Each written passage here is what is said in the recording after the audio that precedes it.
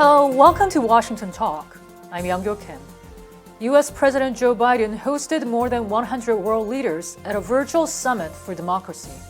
And earlier in the week, the U.S. announced a diplomatic boycott of the 2022 Winter Olympics in Beijing. Today, we'll discuss how these events will set the course for Northeast Asia as well as the Korean Peninsula.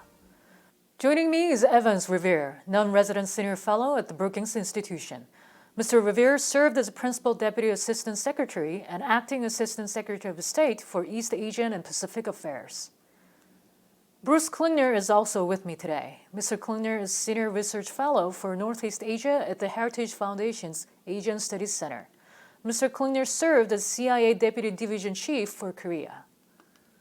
Welcome to the program. Thank you so much for your time today. And Mr. Revere, good to have you with us all the way from Spain. Oh, good to be back. Good to see you. First of all, U.S. President Joe Biden said he has hosted this virtual event, Summit for Democracy, in order to tackle the greatest threats faced by democracies today, adding that renewing democracy is the defining challenge over time. Mr. Revere, how serious are the threats that President Biden is talking about? I think they're quite serious. And the fact that the President of the United States saw fit to convene a global summit on democracy in and of itself says that this is serious business that we're talking about. When you think about it, the challenges to democracy today are at least threefold. There's an internal challenge to democracy happening in a number of countries around the world, the United States in particular. There's an external challenge to democracy happening from a number of authoritarian countries around the world, including China and Russia. But there's also, unfortunately, I think, a crisis of confidence in democracy that is happening around the world, including in the United States and some places in Europe. And I think that's also having a tremendous effect on the evolution of democracy. But for me as an American, the challenge that worries me the most, quite frankly, is the internal one. And we saw on January 6th how powerful a challenge that is. And those events obviously are disturbing, were disturbing, and they're still unfolding in an important way. But to answer your question specifically, this is serious business for America and democracies around the world. Mr. Klingner, Mr. Revere just mentioned about three challenges that democracies are facing. What do you think are the most urgent threats that democratic countries are facing right now? Well, I very much agree with Mr. Revere, and perhaps it's because we've known each other for more decades than we care to admit that I also was going to mention three different threats, though slightly different. I saw it as military threats, and we certainly see that from North Korea to South Korea, Japan. China's military threats and intimidation of neighboring countries. Secondly, I would just see the rise of authoritarianism and intimidating tactics, which China is also involved in, and Russia, as we see in Eastern Europe. And then the third threat is the internal, which unfortunately, as Mr. Revere has pointed out, the U.S. is not immune to. And we've seen that challenge on January 6th and continuing. So, in the region, as we focus on the Korean Peninsula and the surrounding areas, certainly there are the military threats from North Korea, but also the intimidation tactics by China against South Korea, Japan, Southeast Asia, and Taiwan. So it's a very real threat throughout East Asia. In his speech, President Biden brought up the authoritarian countries and their repressive policies and practices. While he did not specifically mention China or Russia, the remark was widely interpreted as targeting these two countries. Mr. Klingner, is President Biden trying to rally the leaders of the other countries to stand with the U.S. against China and Russia? I would say that the president is trying to rally countries around the world to stand up for the values and principles that we share, that democratic nations share. It's not specifically against other nations, but it's against any nation that violates those principles or stands as a threat against those principles. So in the old days, it was the Soviet Union was a primary threat, military and authoritarian to not only its citizens and surrounding countries, but worldwide. And now we see that in Europe, President Putin is clearly hinting at threats to Ukraine and perhaps beyond. And China is very much the nation challenging not only Asian nations, but we're also seeing economic intimidation of nations in the Pacific and Africa and even Latin America. Well, the Chinese and the Russians are well aware that we have a powerfully different set of values than they do, and that the United States is determined, as my colleague just said, to gather as many like-minded countries as possible to defend and protect and preserve the values that we share. And I think that is what's happening. Once again, I don't think there are specific targets, but I think there's a clear understanding by the United States, its allies, and its partners around the world that two of the greatest challenges that we face, whether it be in the military dimension, in the security dimension, the diplomatic area, or in terms of rising authoritarianism, are indeed China and Russia. And South Korea and Japan also participated in this summit, and even Taiwan did. Mr. Revere, what is the meaning that this kind of summit could have, considering what is happening in Northeast Asia and on the Korean Peninsula? Well, the fact that those three places participated in this summit of democracies is a powerful statement that democracy has taken root in East and Northeast Asia, powerful roots, if you will. I can't think of three more thriving democracies in Asia, quite frankly, than the three that you just mentioned. So it sends a strong statement to whether it's North Korea, to China, to Russia, that democracy has strong roots here, and that these countries are prepared to meet with like-minded countries to see what can be done, not only to maintain our shared interest in democracy, but to further it if possible. And I think that is a very good and a very positive message to be sending. And it also pushes back against those, including many Chinese scholars, who say that democracy is not a natural system for Asia and Asians. That couldn't be further than the case. And Japan and the Republic of Korea and Taiwan are strong evidence of that. Mm-hmm. Mr. Klingner, what kind of implication does this have for the Korean Peninsula?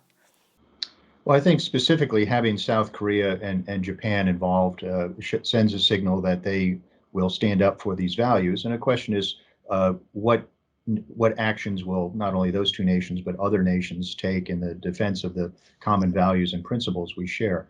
I think it's worth highlighting, particularly Taiwan's involvement.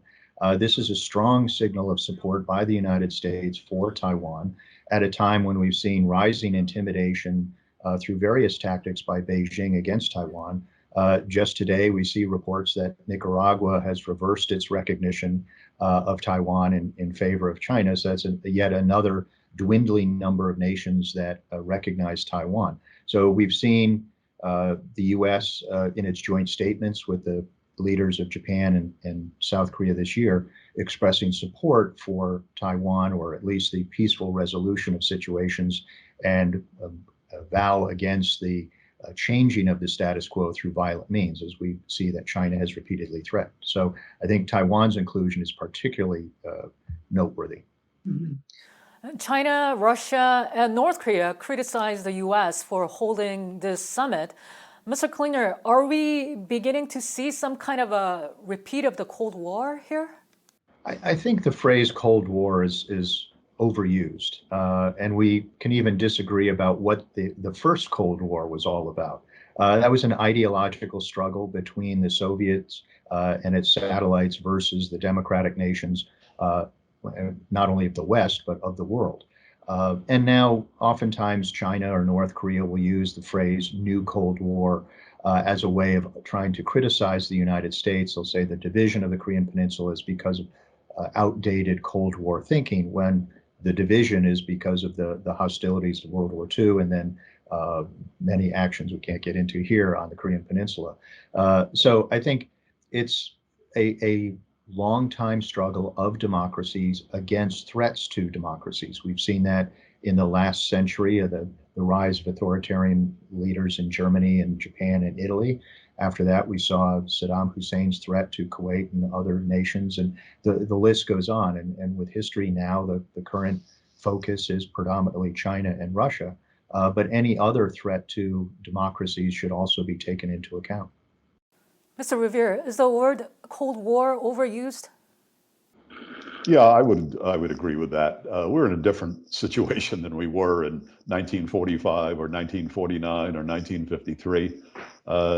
Ironically, the two major competing powers, the United States and China, even though we have incredibly different political systems and political philosophies, we have a lot in common in terms of the ties of trade and human person-to-person links between us. That didn't exist in the Cold War between the United States and the Soviet Union. So this is a very, very complicated relationship between the United States and China. And I think using the term Cold War to describe it doesn't quite work for me as a historian.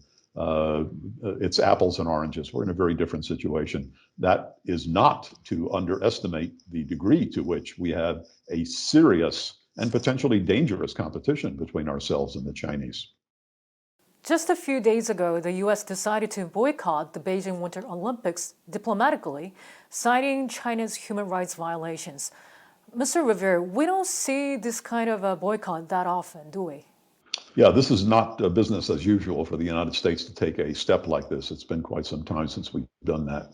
But I think it sends a very powerful message from the United States and from the others that have agreed to pursue a similar sort of boycott, a powerful message to the Chinese that their behavior, whether it's in the realm of their authoritarian system, their anti-democratic values, the oppression of minorities, the oppression of various groups in China, the horrific things that are happening, obviously, in Xinjiang and in Tibet, among other places, as well as Hong Kong, I should add, that this is not acceptable behavior.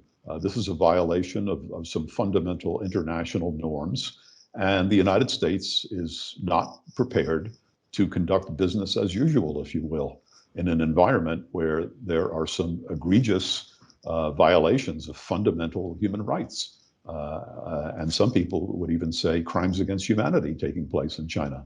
So I think at a bare minimum, it was important for the United States to move in this direction. And I'm pleased to see that a number of other countries are doing so as well.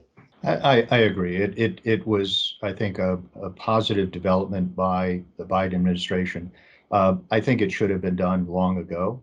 I think also there should have been a stronger movement, not only by this administration, but the preceding U.S. administration, to push the Olympics away from Beijing. But right now, this is, I think, the correct, though perhaps minimalist action by the United States.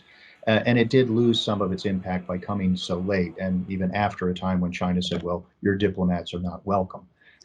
So I think it's something that all nations should sign on to. And it's different from a total boycott in which the athletes would not have been able to participate, as we saw in the Moscow and Los Angeles Olympics years earlier. So this way, it doesn't penalize the athletes who have spent, in some cases, their lives preparing for these games. But it sends a signal that Beijing's behavior against human rights is not acceptable. Now, when we think of how for years that South Africa was not allowed to participate, its athletes not allowed to participate because of apartheid, and yet North Korea is allowed to participate, even though its human rights atrocities are far greater than that we saw under South Africa. So I think that's another issue that should be addressed. And in the future, I think the voting members of the International Olympics should not allow the games to take place in such authoritarian countries as China. A senior official from the Biden administration told VOA the U.S. has consulted with allies and partners and informed them of the decision on the diplomatic boycott. And the United Kingdom, Australia, and Canada have decided to join the U.S. Many are curious to find out what South Korea and Japan are going to do. And South Korea's position is now that they're going to make their own judgments. Mr. Klingner, is South Korea put in a difficult position? I think South Korea has put itself in a difficult situation. I believe I just saw that South Korea decided that it will continue to participate with the diplomats in the Olympics. I'm not sure if that report is confirmed. And I think in many cases, Seoul is afraid of economic intimidation and retaliation by China, as we've seen China take actions against not only South Korea, Japan, Australia, and other countries when they do a political or a diplomatic initiative, China is very willing to respond economically. So South Korea may be afraid of its reliance on Chinese trade, but I think democratic nations need to stand up for doing the right thing, even if that does have consequences at times. Mr. Revere, what do you think the U.S. is expecting South Korea to do? Well, I think the United States is expecting South Korea to make its own decision as a partner and ally and a sovereign country. But I think in the hearts of many American officials, and as a former official, it's certainly in my heart, I'm hoping that South Korea will stand fast in terms of its support for its own democratic values, its own support for freedom, and will remember how it got to be the country it is today because of its turn to democracy a few decades ago. I think it's important for countries around the world, democracies, to stand up for the principles, their founding principles in terms of how they got to where they are today. And I think it's important for South Korea to do that as well. But this is a decision for a sovereign government to make. But once again, I hope, as someone who has a lot of experience in Korea, that those arguing for Korea to stand up for what it believes in terms of democracy and freedom, that South Korea will do the right thing. While the South Korean officials didn't say it publicly, it was widely reported that the Moon Jae-in administration was hoping to push the end of war declaration during the Olympics. Mr. Revere, is this a lost opportunity for South Korea? Well, I think the fact, I would put it a little bit differently. I don't know if it's so much a lost opportunity as I think it's an opportunity for South Korea and other countries to avoid making what I think is a fundamental mistake in terms of our respective policies towards North Korea. If the goal is the denuclearization of North Korea, the unilateral issuance of a peace declaration or an end of war declaration with a country that has become a de facto nuclear weapon state and is determined to remain a de facto nuclear weapon state, that would be a tremendous mistake and would, in effect, lock in the permanence of North Korea's nuclear weapons. Why would North Korea, a de facto nuclear weapon state, in the future want to give up its nuclear weapons if the United States, the ROK, and perhaps others have declared that the war is over? Where's the incentive for North Korea to give up its nuclear weapons? So I think we've all done South Korea a favor, quite frankly, by slowing down this speeding train of an end of war declaration, which I think would be a fundamental mistake and would also undermine the stability of the US-ROK alliance and undermine the rationale for the continued US military presence in South Korea. I think what I found puzzling is, on the one hand, President Moon, Minister of Unification Lee, and others will publicly highlight the transformative effects that such an end-of-war declaration would have. It would be a major jump forward in denuclearization and dialogue and transform the relationship on the peninsula. At the same time, more privately, they will talk to U.S. officials and others about really highlighting the uselessness of such a document. They'll try to convince the U.S. to sign it because it's only a simplistic diplomatic gesture. It has absolutely no effect on the real world, including U.S. forces and North Korean forces. So why not sign it?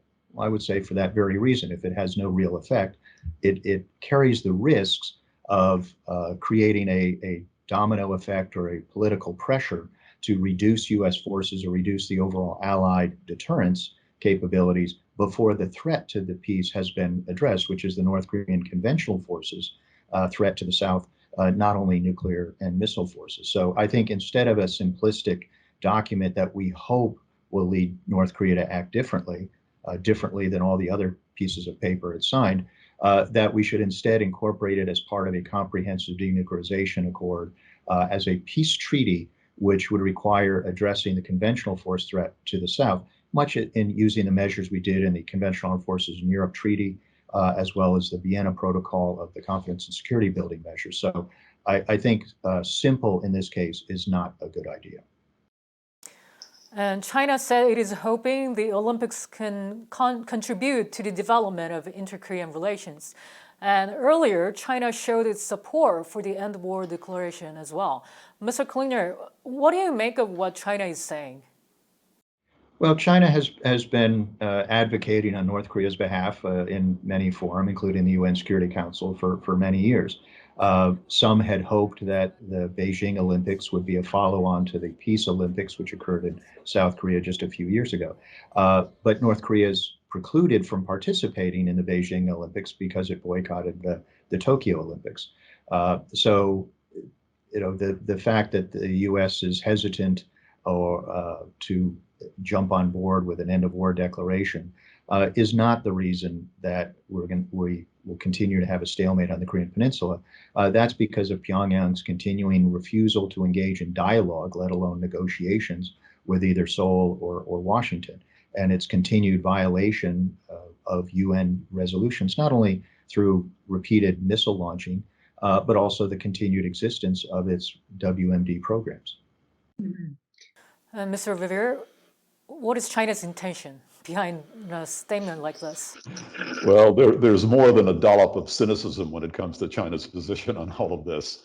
And as Bruce suggested a moment ago, part of Beijing's game plan is to be supportive of its treaty ally, North Korea. Beijing knows extremely well that an end-of-war declaration, a peace declaration, would strengthen North Korea's hand in a very important way, and it would undermine the rationale for the continued presence of U.S. forces in the Republic of Korea, and that, of course, accords with China's own interests. So certainly what the Chinese are doing is showing solidarity with their North Korean ally and maintaining a level of influence in Pyongyang. But at the same time, the Chinese know well what a high priority this is for the Moon administration in Seoul. And so this is an attempt by the Chinese to ingratiate themselves, if you will, with the Moon administration in its waning months in office here, and to throw a bone, if you will, to the South Koreans, thereby maintaining influence not only in North Korea, but in South Korea as well. And so I think the Chinese are playing a very smart and cynical game here. But I suspect smart people in all the other capitals know that at least as well as I do. And my last question for today, the U.S. government has been saying North Korea is one area that the U.S. and China can cooperate. Mr. Revere, is it now difficult to expect such cooperation? Indeed it is. It's probably more difficult than it has been in many years. We're no longer in 2017 when the Chinese were willing to cooperate with us in squeezing North Korea. We've come a long way since then. I think the Chinese, somewhat cynically, see an advantage to the situation that we now see unfolding on the Korean Peninsula, and see an opportunity to make inroads in their relations with both Koreas and to undermine the overall presence of the United States in Northeast Asia. And so I think as much as I would like to see the Chinese cooperate with us on North Korea, I think that ship has sailed. We're in a different place right now, and eliciting Chinese cooperation on North Korea going forward is going to be a really tough thing to do. And Mr. Klingner, without U.S. and China cooperation, is it difficult to see any progress in the Korean issue anytime soon? I've been focusing on the Korean Peninsula for 28 years, and it's always difficult to expect progress on not only the nuclear problem, but on improving the conditions for the North Korean people and human rights, et cetera. I think it's incorrect, though, to depict the rise in tensions in the U.S.-Chinese relationship as a reason for suddenly China not being helpful on the Korean Peninsula. They've never been helpful. They've been part of the problem rather than part of the solution. It's the U.S. and its allies that have to try to address the issues on the peninsula. We can hope that China will be helpful, but we can't count on that. At the Summit for Democracy, President Biden urged other countries to stand up for the democratic values such as justice, the rule of law, and the free speech. Whether these democratic countries will be able to solidify a unified position has yet to be seen. Mr. Revere and Mr. Klingner, Thank you so much for being with us today. Well, thank you for having us. And that does it for this week's Washington Talk from Voice of America. Please join us again next week for more analysis.